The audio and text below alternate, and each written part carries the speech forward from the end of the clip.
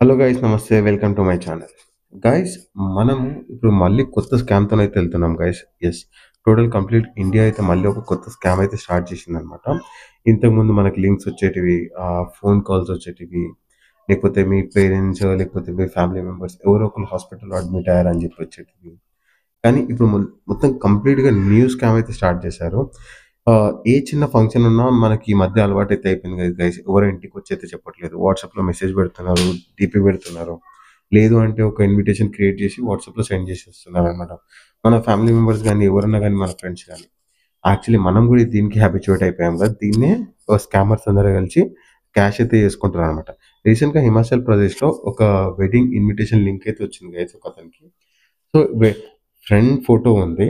So, invitation link friend గాని marriage at least చూద్దాం, friend photo అయితే ఉంది కదా! అని చెప్పేసి ఓపెన్ చేశాను. అయితే డౌన్‌లోడ్ అయిపోతదనమాట.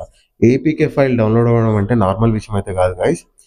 మీ ఫోన్‌ని మీ ఫోన్ మీ దగ్గరనే ఉంటుంది గానీ రిమోట్ మాత్రం వేరే వాళ్ళ దగ్గర ఉంటదనమాట.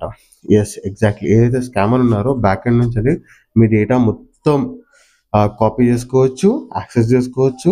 ఎవరికన్నా కాల్ చేయాలంటే కాల్స్ కూడా చేసుకోవచ్చు. యెస్. కంప్లీట్‌గా ఇది పెద్ద స్కామ్ గైస్. సో, ఎప్పుడైతే మీకు ఇలాంటి ఆహ్, మెసేజెస్ వచ్చినా, ఇలాంటి లింక్స్ వచ్చినా ఓపెన్ చేయగానే ఒక్కసారి వార్నింగ్స్ వస్తాయి కదా! ఆ వార్నింగ్స్ యెస్.